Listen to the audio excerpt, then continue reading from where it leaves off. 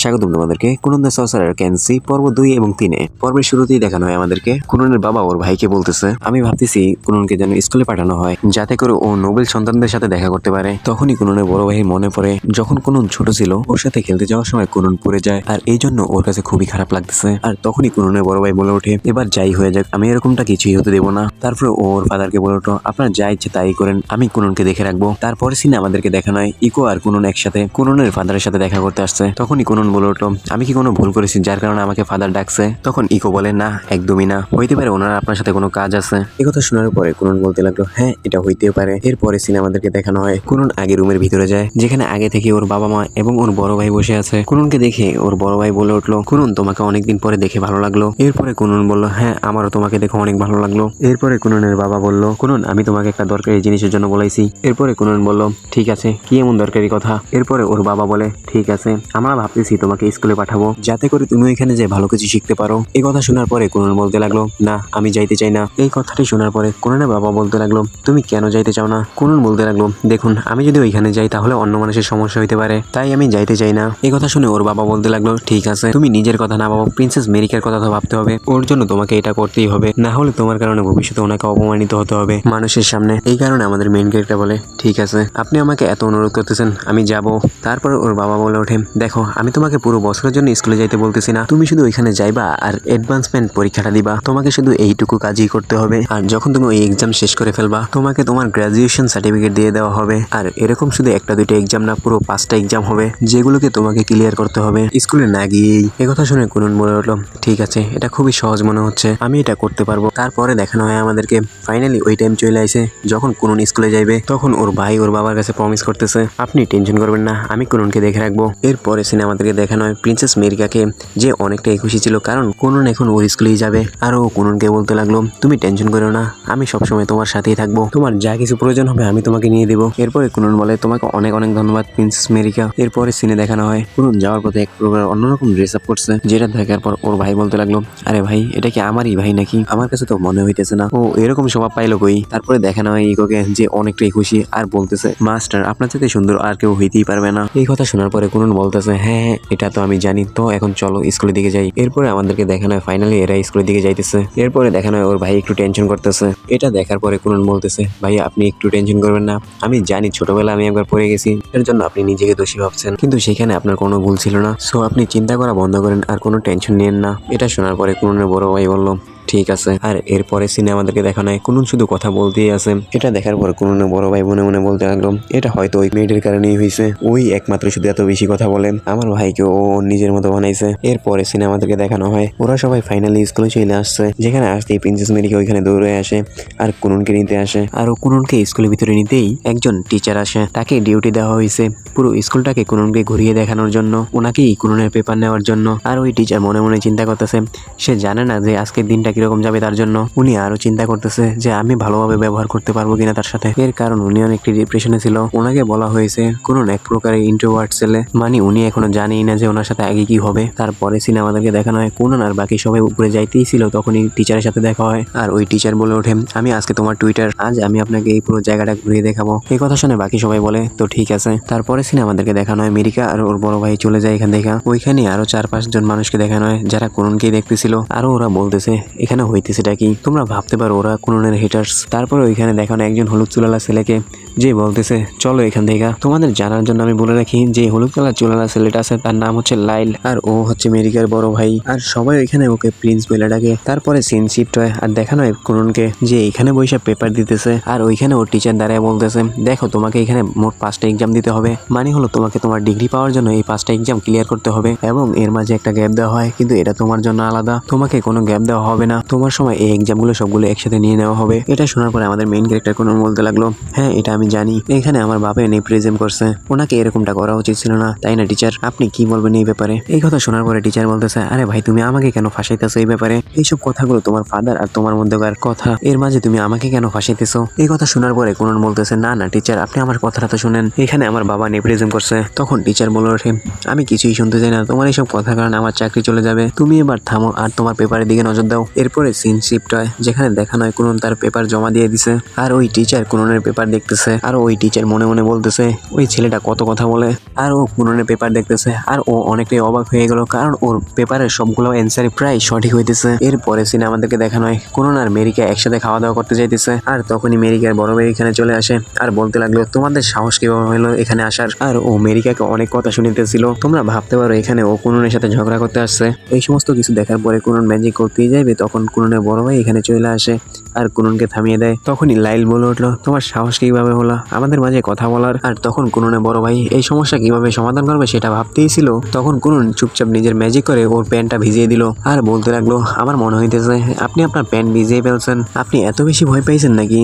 এটা শোনার পরে লাইল অনেকটা মাথা গরম করে আর বলতেই লাগলো আমি এটা করি নাই। আর সবাই ওকে নিয়ে হাসি ঠাট্টা করতেছে। এইসব কিছু দেখার পরে লাইল এখান থেকে চলে যায়। আর এই সমস্ত কিছু দেখার পরে কুননের বড় ভাই বুঝে যায় যে এই সমস্ত কাজ শুধুমাত্র কুননই হইতে পারে। আর এই সমস্ত কিছু করার পরে কুনন অনেকটাই খুশি হয়ে যায়। আর এখানে কুননের বড় ভাই মনে মনে বলতে লাগলো আমি জানি না বাবাকে এটার জবাব কিভাবে দিব। কুনন প্রথম দিনই লাইলকে শত্রু বানিয়ে ফেলছে, মানে প্রিন্সের সাথে। এটা খুবই বড় বিষয়, আমি শুধু এটাই চাবো গ্রাজুয়েশনের আগ পর্যন্ত আর কোনো বড় সমস্যা না হয়। কিন্তু এখানে দেখানো হচ্ছে যে কুনন অনেকটাই খুশি আর নিজের অ্যাটিটিউড মতেই চলতেছে। ও আরো বলতেছে যে হ্যামবার্গার আসলে অনেকটা টেস্টি, আমি এর আগে কখনই আমি এত টেস্টি কিছু খাইনি। তখন দেখানো হয় প্রিন্সেস মেরিকাও মনে মনে ভাবতেছে এখানে চলতেছেটা কি আসলে কি এটা কুনন তো এরকমটা করার মানুষ না। পরের সিনে আমাদেরকে দেখানো হয় লাইলের মাথাটা খুবই গরম হয়ে আছে ওই ঘটনার কারণে। এই সমস্ত কিছু দেখার পর ওর আশপাশের মানুষ সবাই ওকে দেখে ভয় পাইতেছে। ওরা আরো বলতেছে যে এটা তো প্রিন্স লাইল, ওকে দেখে অনেকটাই ভয় লাগতেছে আমাদের। তখন ওইখানে প্রফেসর কাস্টো আইসা পড়ে আর লাইলকে বলতে লাগলো তুমি এই জায়গায় শান্তি বজায় রাখো। কিন্তু লাইল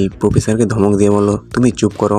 এই কথাটি বলে লাইল ওখান থেকে চলে যায় হাইটা। এরপরে লাইল তার নিজের মনে মনে বলতেছে আমি কাউকেই ছাড়বো না। এরপরে সিনে আমাদেরকে দেখানো হয় কুনন বলতেছে প্রিন্স লাইলে আমাদেরকে দেখার পরে মাথা কেন গরম করলো। এটা শোনার পরে প্রিন্সেস মেরিকা বলে উঠলো হয়তো ও আমাকে চেক করতেছে। ও আরো বলতে লাগলো প্রিন্স লাইল হলো 6th প্রিন্স আর আমি হচ্ছি 9th প্রিন্সেস। রয়্যাল স্ট্যাটাসের দিক দিয়ে আমি হলাম ওর থেকে অনেক ছোট। আর যখন আমার এঙ্গেজমেন্ট তোমার সাথে হয়েছে আর তোমার কাছে বীরের চিহ্ন আছে, আর এই জন্য আমার স্ট্যাটাস দিনে দিনে বাড়তেছে লাইলের থেকেও বেশি। এখন আবার তুমি সোসাইটির ভিতরেও চলে আসছো, এর মানে হলো এখন আমাদের স্ট্যাটাস অনেক বেশি বেড়ে যাবে, লাইলের থেকেও অনেক বেশি। তবে সত্যি বলতে আমার এইসব জিনিসের উপরে কোনো ইন্টারেস্ট নেই, আমি তোমাকে পাইছি এটাতে আমি অনেক খুশি। এই কথা শোনার পরে কুনন অনেকটাই খুশি হয়ে যায় আর বলতে লাগে আমি ফিউচারে তোমার সাথে বিয়ে করার জন্য আমি অনেকটাই এক্সাইটেড। তখন কুনন আরো বলতে লাগলো আমার মনে হইতেছে আমার প্রিন্সের কাছে গিয়ে মাপ চেয়ে আসা উচিত, মানে বলতে গেলে এটা আমারই ভুল ছিল।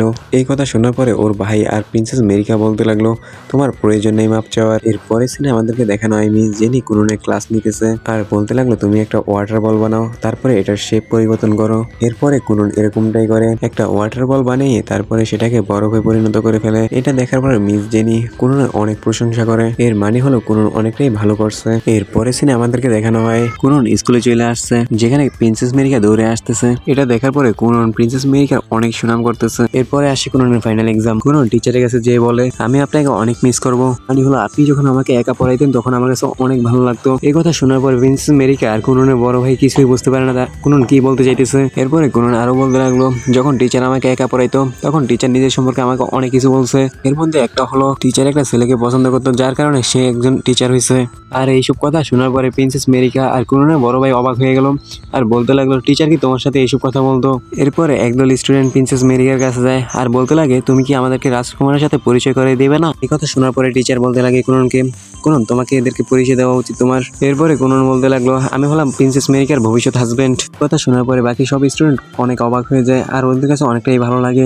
এরপরে কুনন আরো বলতে লাগলো তোমরা কেউ আমার ভাই আর প্রিন্সেস মেরিকার সাথে কথা কেন বলো না, মানে হলো তোমরা কি কেউ আমার ভাই আর প্রিন্সেস মেরিকার বন্ধু হইতে পছন্দ করো না। এই কথা শোনার পরে প্রিন্সেস মেরিকা বলে উঠলো না না এরকম কোনো বিষয় নয়, আসলে আমার কাছে অনেক বন্ধু আছে। তারপর প্রিন্সেস মেরিকা বলতে লাগে আসলে আমার কাছে খুবই কম সময় থাকে তোমার সাথে স্পেন্ড করার জন্য, তাই আমি ওদেরকে বলে দিছি যেন এই সময় আমার সাথে কথা না বলে, যাতে করে আমি তোমার সাথে বেশি টাইম স্পেন্ড করতে পারি। আর এই কথা শোনার পরে কুননের অনেক ভালো লাগে, ও আরো জানিয়ে গেছে যে ওর ভাইও অনেক বন্ধু আছে আর এই জন্য কুনন অনেকটাই খুশি। এরপরে সিনে আমাদেরকে প্রিন্স লাইলকে দেখানো হয় আমাকে এখন পেপার দিতে যেতে হবে। তখন ওর সাথে থাকা বাকি সবাইও বলে ওঠে আপনি ঠিক বলছেন, এখানে যদি মহারাজা হয়ে থাকে তাহলে ওনাকে এক্সাম দিতে যেতে হবে। তারপর ওরা সবাই এখান থেকে এক্সাম দিতে চলে যায়, কিন্তু ও এখনো কুননের কথাই চিন্তা করতেছিল। এরপরে সিনে আমাদেরকে দেখানো হয় কুননকে যে একটা কবুতর নিয়ে খেলতেছে, কারণ এক্সামের সময় এখনো বাকি আছে। এরপরে দেখানো এখানে প্রিন্সেস মেরিকাও চলে আসে। প্রিন্স, তোমাকে না আমার সাথে বসা উচিত। তখন ওরা বইতেই যাবে, তখন ওইখানে প্রিন্স লাইল চলে আসে আর ওদের দুজনের মাঝখানে দাঁড়িয়ে পড়ে। এইটা দেখার পরে বাকি সবাই ডরে যায় আর বলতে লাগে এখানে যেন লড়াই না হয়ে যায়। আর তখনই কুনন গিয়ে প্রিন্স লাইলের হাত ধরে ফেলে আর প্রিন্স লাইলের অনেক সুনাম করতে থাকে। এটা শোনার পরে প্রিন্স অনেকটাই অবাক হয়ে যায়, কারণ এর আগে সবাই ওকে ডরাইতো আর ওর সাথে কেউ ডরে কথা বলতো না, কিন্তু কুনন ওর সাথে ভয় না পেয়ে মন খুলে কথা বলতেছে, এর কারণে ওর কাছে অনেকটাই ভালো লাগে। কুননের এইসব কথাবার্তার কারণে প্রিন্স লাইল আরো বেশি শরম পেয়ে যায়। এরপরে কুনন ওর সাথে অনেকটাই সুন্দরভাবে কথা বলে, যার কারণে প্রিন্স অনেকটাই মাথা গরম করে ফেলে আর বলতে লাগে ভাই আমি তোকে আমাকে ধরার পারমিশন দেই নাই। কুনন বলতে লাগলো এতে কোনো সমস্যা নেই, আমি চোখে দেখতে পাই না কিন্তু আমি জানি আপনি অনেকটাই শক্তিশালী আর আপনার বডি অনেক ভালো, ভবিষ্যতে অনেক ভালো আর অনেক শক্তিশালী মানুষ হবেন। এসব কথা শোনার পরে প্রিন্স মনে মনে অনেক খুশি হয়ে যায়। এরপরে প্রিন্স লাইল কুননের হাত থেকে ছুটতে না পেরে প্রিন্সেস মেরিকাকে বলতে লাগে তোমার ফিউচার হাজবেন্ডকে আমার থেকে দূরে সরাও, না হলে আমি ওকে পিটাবো। এরপরে প্রিন্সেস মেরিকা অনেকটা খুশি হয়ে যায় আর বলতে লাগে ভাইয়া আমি আপনাকে এর আগে এত খুশি কখনোই দেখি নাই, মানে হলো এর আগে আমি আপনাকে এত খুশি কখনোই দেখি নাই। এরপরে সিনে আমাদেরকে দেখানো হয় এরা সবাই এক্সাম দিতেছে। এরপরে দেখানো হয় কয়েক সেকেন্ডের ভিতরে এদের এক্সাম শেষ হয়ে যায়। এরপরে সেকেন্ডে আবার দেখানো হয় এদের রেজাল্ট এসে পড়ছে, যেখানে এরা সবাই পাস হয়ে গেছে। এই কথা শোনার পরে এরা সবাই অনেক খুশি হয়ে যায়। তারপরে দেখানো হয় প্রিন্সেস মেরিকা আর কুননকে, যারা আরো বেশি খুশি হয়েছে। এরপরে সিনে আমাদেরকে দেখানো হয় কুনন ফাইনালি বাসায় চলে যেতেছে। মানি ভাই বলতে গেলে এরা কয়েক মিনিটের ভিতরে পুরো স্কুল কমপ্লিট করে ফেলছে, গ্রাজুয়েশন পাস করে গেছে, যে জায়গায় আমাদের করতে জায়গায় 10 বছর। যাই হোক কথা না বাড়াই, এরপরে কুনন টিচারকে ডেকে বলতে লাগলো টিচার আপনি চাইলে আমার ভাইকে বিয়ে করতে পারেন। পরে টিচার বলতে লাগলো না আমি এটা করতে পারবো না। এরপরে দেখানো হয় প্রিন্স লাইলকে যে কুনন যাইতে গেছে সেটা দেখতেছে। এরপরে সিনে আমাদেরকে আবারও দেখানো হয় কুনন ম্যাজিক শিখতেছে। এরপরে মিস জেনি বলতে লাগে তোমাকে এটা 5টা আলাদা আলাদা ভাবে ভাগ করা উচিত। কুনন তখন ওই ম্যাজিকটাকে 5টারও বেশি ভাগে ভাগ করে ফেলে, প্রত্যেকটা পানির গোলার ভিতরে আলাদা আলাদা রং দেয়। তারপরে একটা ম্যাজিকের একটা পাখি বানিয়ে ফেলে, যেটা পাখির মতো রিয়েক্ট করতে পারে আর আকাশে উঠতে পারে। এইসব দেখার পরে মিস জেনি হাতের তালি দিয়ে কুননের অনেক প্রশংসা করলো। এরপরে সিনে আমাদেরকে দেখানো হয় কুনন আর মিস জেনি একটা টেবিলে বসে আছে। তখন মিস জেনি বলে উঠলো মাস্টার কুনন আমার কাছে আপনাকে শেখানোর মতো এখন আর কিছুই বাকি নেই, এখন আপনি চাইলে আমাকে শেখাতে পারবেন, তাই আমি এখন রিজাইন দিয়ে দেবো। কথা শোনার পরে কুনন অনেকটাই ভেঙে পড়লো আর বলতে লাগলো আপনাকে কি বেতন কম দেওয়া হয় নাকি? আমি বাবার সাথে কথা বলবো আর আপনার বেতন বাড়িয়ে দেওয়ার চেষ্টা করব। এই কথা শোনার পরে মিস জেনি বলে উঠলো না না তুমি ভুল ভাবতেছো, আসলে আমার কাছে তোমাকে শেখানোর মতো এমন কিছুই নেই। আমি যদি তোমাকে শিখাই তাহলে তোমার মেধাকে নষ্ট করা হবে। যদি একজন বড় জাদুকর থেকে শিখে তাহলে আমি নিশ্চিত একদিন তুমি এই পৃথিবীর ভিতরে সবচেয়ে বড় জাদুকর হয়ে উঠবে। তারপরে সিনে আমাদেরকে দেখানো এরা সবাই অনেকটা ইমোশনাল হয়ে পড়ে। এরপরে কোনো মন খারাপ করে বসেছিল, তখন ইকো এখানে এসে বলতে লাগলো মাস্টার আপনি মন খারাপ করবেন না, আপনি একদিন এর থেকেও বড় জাদুকর দিয়ে কিছু শিখতে পারবেন। পরে সিনে আমাদেরকে দেখানো হয় কুনন আর তার পরিবার একসাথে ডিনার করতেছে আর তখন কুনন বলতে লাগলো মিস জেনি এখন থেকে আমাকে আর কিছু শিখাবে না, ফাদার আমার একজন মাস্টারের প্রয়োজন। এই কথা শোনার পরে কুননের বড় ভাই বলতে লাগলো তোমার স্কুলে এমন একজন টিচার আছে? তখন কুননের মা বলতে লাগলো হ্যাঁ তার নাম হচ্ছে জনরি ফিনরল। তখন কুননের বড় ভাই বলতে লাগলো ও অনেক ভালো জাদুকর আর ও দেখতেও অনেক সুন্দর। ওদের এইসব কথা শোনার পরে কুননের বাবা বলতে লাগলো তোমরা থামো, ও একজন রয়্যাল জাদুকর, ও শুধু রাজার জন্য কাজ করে। এই কথা শোনার পরে কুনন বলতে লাগে আপনি যখন রাজার সাথে দেখা করতে যাবেন আমাকেও নিয়ে যাবেন, আমি ওনাদেরকে রিকোয়েস্ট করবো যেন ওনারা আমাকে জাদু শিখায়। এই কথা শোনার পরে কুননের বাবা ওকে বলতে লাগলো তোমার এই আইডিয়া একটুও কাজে আসবে না। এরপরে কুনন ওর মাকে বলে উঠলো মা আমাকে সাহায্য করো এই ব্যাপারে। কুননের মা ওর বাবাকে অনেক সুন্দরভাবে বোঝালো আর এতেই কুননের বাবা রাজি হয়ে গেল। আর যখনই ওই জাদুকরেরা কুননের ব্যাপারে জানতে পারে ওরা সবাই অনেক অবাক হয়ে যায়। তো হ্যালো বন্ধুরা, আজকের জন্য এই পর্যন্তই, দেখা হবে নেক্সট এপিসোডে। তো like comment share and subscribe করে ফেলো নেক্সট ভিডিও দেখার জন্য।